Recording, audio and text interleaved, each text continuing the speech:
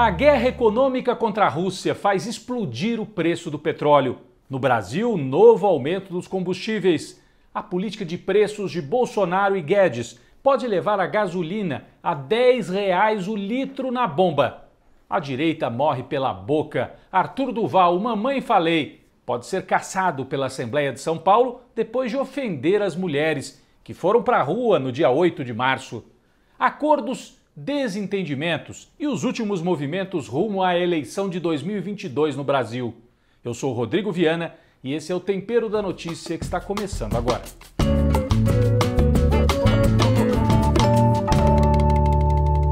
A guerra na Ucrânia tem atualmente dois frontes, vamos dizer assim. Um é o campo de batalha, de fato. Outro, a guerra econômica, na tentativa do Ocidente de sufocar a economia da Rússia, que foi o país que invadiu a Ucrânia.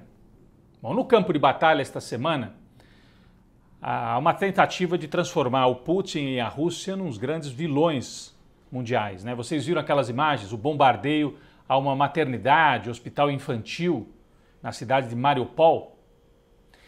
Logo que houve o bombardeio, o presidente da Ucrânia, o Zelensky, falou: olha, tem bebês e mães debaixo dos escombros. Depois as imagens não mostraram isso. As imagens mostraram um ataque a um prédio, pode ter sido um ataque ao prédio do lado. E mais do que isso, surgiram denúncias de que aquelas imagens de grávidas sendo retiradas de dentro daquele prédio atacado podem ter sido construídas pela propaganda ucraniana. Eu deixo sempre um ponto de interrogação, porque que há bombardeios há, que há agressões há, que é terrível ver as crianças, ver as famílias sendo atacadas, tudo isso é verdade. Agora, há uma máquina de propaganda e a gente tem que ficar muito atento a isso. Já houve vários fatos desmentidos nas últimas semanas. Lembram do carro de combate, do tanque russo que passou por cima de um carro ucraniano? E não era. O tanque não era russo.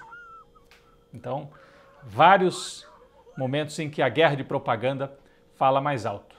Bem, na guerra econômica, o presidente dos Estados Unidos, Joe Biden, anunciou nesta semana que passou que os Estados Unidos deixam de comprar petróleo da Rússia. Isso deve ter um impacto, já está tendo, na cotação do petróleo no mundo inteiro. E, apesar dos Estados Unidos serem quase autossuficientes, produzem muito internamente, mas sempre importam, ou da Arábia Saudita ou da Rússia, né? Sempre tem que importar um pouco. Ao bloquear a importação da Rússia, isso faz o preço subir. Então, uma confusão no mercado internacional. O Biden disse que o objetivo era interromper a artéria principal da economia russa, petróleo. Interromper a artéria, provocar um infarto, matar o adversário. Por isso que a Rússia tem dito: existe a guerra no campo de batalha e existe essa outra guerra que é uma guerra para matar também, para trucidar a economia da Rússia. Várias empresas de origem ocidental também deixaram a Rússia, inclusive o McDonald's, né, que foi algo simbólico, saiu da Rússia. O bloqueio do petróleo provoca impactos no mundo inteiro, impactos geopolíticos. Por exemplo, o Biden disse que vai voltar a conversar com a Venezuela. A Venezuela não era o grande mal aqui nas Américas, segundo os Estados Unidos? Pois é, o Biden mandou uma turma ir conversar com o Nicolás Maduro, que é chamado de ditador. Agora acho que não vai ser mais, né? Porque agora conversa com os Estados Unidos, para ver se pode comprar petróleo da Venezuela, já que não vai ter petróleo da Rússia. Você vê como é que o jogo na geopolítica é muito complicado. Mas além dessa mexida importante aqui na América do Sul, existe o preço, o mercado. No Brasil nós temos uma complicação, não é só a guerra. A política de preços adotada desde 2016, depois da derrubada da Dilma, ainda na época do governo Temer, que é de paridade internacional. Subiu o preço internacionalmente, sobe aqui no Brasil. É a dolarização completa, o que não faz sentido, porque os custos de produção no Brasil são em reais. O Brasil tira petróleo aqui, quase todo o petróleo, no pré-sal. Qual o sentido de dolarizar tudo? Ah, mas é que é uma empresa com cotação em bolsa, precisa estar totalmente vinculada ao mercado. Para que serve então a gente ter uma empresa, ter autossuficiência? É justamente para poder absorver em parte esses movimentos bruscos e não repassar tudo para o consumidor. Quem é que sai ganhando? O acionista, quem tem o papel na Bolsa de Valores. que é uma minoria no Brasil. É uma minoria. São fundos, são pessoas ricas. Com a dolarização, a Petrobras aumenta os seus lucros e distribui esses lucros para quem tem as ações. Bom, a Petrobras anunciou esta semana aumento de 18,76% na gasolina e 24,93% no diesel. Isso pode levar o preço da gasolina em alguns estados para perto de R$10 o litro. Já está em 8 em muitos lugares, já está em R$8. Pode subir para perto de 10. Olha o impacto que isso vai ter para quem tem carro, para quem tem moto, para quem depende do carro e da moto para trabalhar, para quem transporta alimentos. Isso vai impactar no preço do alimento, no preço de tudo. A energia, a gasolina, é um insumo que se espalha para toda a sociedade quando sobe o preço. Então o impacto inflacionário é terrível. O Bolsonaro, que vinha ensaiando uma recuperação aí nas pesquisas, mostrou preocupação e começou a falar, temos que mexer nessa política de preços. Ele que entrou no governo dizendo que não ia mexer. Passou 3 anos repassando todos os aumentos para o consumidor. Agora, na véspera da eleição, está preocupado. E deu ordem lá para a turma dele para mexer. Mas o Guedes não quer. O Guedes é da turma dos liberais, né, o ministro do Bolsonaro. Então não quer mexer na política de preços. E aí o Bolsonaro deu uma declaração estranhíssima. Ele disse, eu não tenho nada a ver com o preço da Petrobras, eu não posso fazer nada. Verdade, Bolsonaro, você não governa. Você é um passageiro, você é um agitador e distrai as massas enquanto essa turma aí do mercado vai fazendo o estrago no Brasil. Então isso é algo muito importante para a gente observar. Na oposição, todo mundo saiu dizendo que é preciso mudar a política de preço. O Lula avisou, se ganhar a eleição, acaba com essa política dolarizada e recupera a Petrobras para o seu papel de desenvolvimento do Brasil. Só que o Lula também enfrentou algumas dificuldades nessa semana, hein? Sinais claros. O PSB, Partido Socialista, vai ficar mesmo de fora daquela federação partidária com o PT. Então a federação vai incluir PT, PCdoB e PV, Partido Verde. PSB fica fora. A Tabata Amaral, deputada do PSB, saiu atacando o Lula, dizendo, se a gente tem que engolir o Lula, então pelo menos que tem o Alckmin ali para dar uma segurada, né? E outros sinais preocupantes. Por exemplo, na Bahia. O PT governa a Bahia há 4 mandatos e não consegue organizar o seu palanque para a eleição. Brigas internas. Vai ser o Jacques Wagner o candidato? Não vai ser mais? Enfim, mostra dificuldade para organizar os palanques e para consolidar, né, as forças políticas em torno da candidatura de Lula. Bom, Lula segue com algo em torno de 42%, 45% nas pesquisas. Bolsonaro, que tinha 25% no ano passado, nas pesquisas de 2022, começa a ficar ali mais perto de 30%. A diferença diminuiu um pouco. E isso indica que, ao contrário do que alguns acreditavam, a eleição não vai ser um passeio. Não se pode subestimar a força do bolsonarismo. Bolsonaro fez um evento no Palácio do Planalto com dezenas de pastores evangélicos e bispos, deputados do Centrão, senadores. Ele está jogando com uma pauta, que é a pauta de garimpo, legalização dos jogos, liberação das armas. Então é uma pauta assim da direita conservadora para bloquear todo esse pessoal com ele e ir com tudo para a eleição. Vocês não se enganem. O Lula está numa fase assim de articulação, de conversa, enquanto isso o bolsonarismo está bombando os seus conteúdos nas redes. Nós vamos ter uma eleição muito difícil. Também não é para ir da euforia para a depressão. Não significa que o Bolsonaro, então o Bolsonaro vai ganhar. Não, o jogo está sendo travado. Essa é a hora da disputa e daqui para frente tudo vai ser decidido. Bom, algo que parece já decidido é que Geraldo Alckmin vai ser o vice de Lula.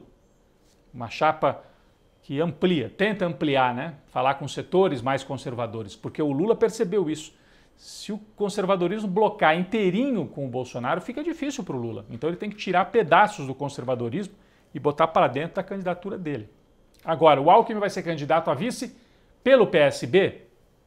Muita gente no PT acha melhor não. O PSB mostrou uma dubiedade, uma dificuldade. O PSB com o vice pode ficar perigoso.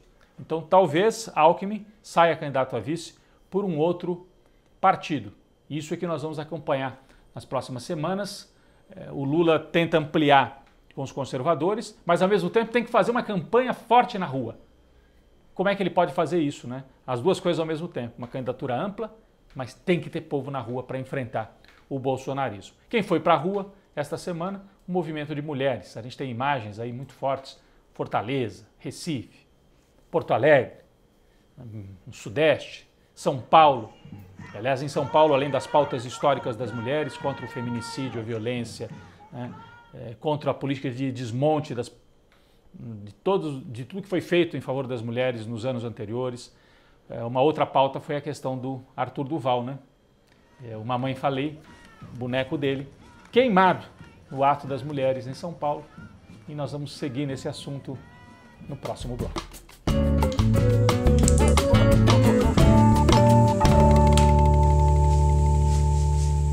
Quem vai para a panela de pressão esta semana é o MBL, Movimento Brasil Livre, ao qual pertence o tal Mamãe Falei, esse deputado que foi para a Ucrânia para fazer coquetel Molotov, o que tem na cabeça? E ofendeu gravemente as mulheres ucranianas e, portanto, as mulheres no mundo inteiro. Agora há vários pedidos de cassação do mandato dele, mas o MBL está se desmanchando, né? O movimento teve um papel central na derrubada da ex-presidenta Dilma, recebeu dinheiro, né? Foi levantado, né, assim, por parte da mídia, foi usado porque eram jovens com aspecto moderno, mas que tinham um discurso liberal na economia e de enfrentamento e às vezes fascista, assim, né, de bater, prender. O Kim Kataguiri, que é outro que pertence a esse MBL, chegou a dizer naquelas manifestações contra Dilma que não era para fazer o PT sangrar, não, era para dar um tiro na cabeça. Olha a linguagem que ele usava, da violência, do fascismo mesmo. Bom, esta gente teve um papel central, tem a famosa foto em que o Kim Kataguiri está ao lado do Eduardo Cunha, que conduziu a cassação da Dilma, né? O processo de derrubada, de golpe contra a Dilma. Bom, essa gente já estava se desmanchando nos últimos tempos. Eles tiveram um papel central ali ao lado do Cunha, do Aécio, do Temer, da Globo, né? O Kim Kataguiri outro dia defendeu a legalização do partido nazista no Brasil. E aí foi repudiado. O Sérgio Moro, que é aliado dessa... Não é à toa, né? O Sérgio Moro é aliado do MBL. Aliás, o Mamãe Falei era pré-candidato a governador com apoio do Sérgio Moro em São Paulo. Agora não se sabe nem se continua sendo deputado. Provavelmente vai ser cassado e já renunciou à candidatura a governador. Então, num dia, Kim Kataguiri defende o partido nazista legalizado. No outro, esse Arthur Mamãe Falei, esse nome ridículo também, né? Mostra quem ele é. Ofende as mulheres. O Sérgio Moro está mal de companhias. Aí, o chefe deles, que é um tal de Renan, um rapaz, foi fazer um apelo para que vamos lutar ao lado do Mamãe Falei para que ele não perca o mandato. Aí deu um ataque de loucura. Jogou a caneca no chão, numa transmissão. Então, isso mostra que eles estão em desespero, mostra que o MBL está se desfazendo, é um movimento que apostou nesse discurso da antipolítica. Olha no que deu. A antipolítica deu no bolsonarismo.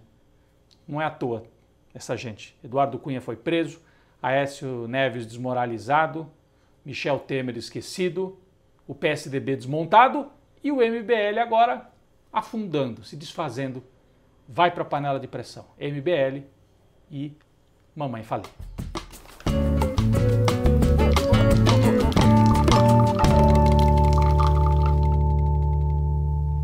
Nosso cafezinho essa semana vai para o grande artista brasileiro Caetano Veloso, chegando perto dos 80 anos de idade, e esta semana que passou comandou um ato importantíssimo em Brasília, um ato muito bonito de defesa da natureza, defesa do meio ambiente e contra a boiada, né, que o Bolsonaro está tentando passar no Congresso Nacional. O Ato pela Terra juntou milhares de pessoas ali ao lado do Congresso Nacional e o Caetano Veloso depois, de maneira emocionante, cantou a famosa música dele, Terra, dentro do Congresso. A gente tem um trechinho. Jamais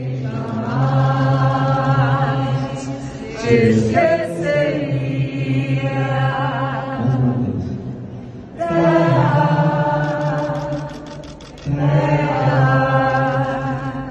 Por mais distante, o errante navegante, quem jamais te esqueceria.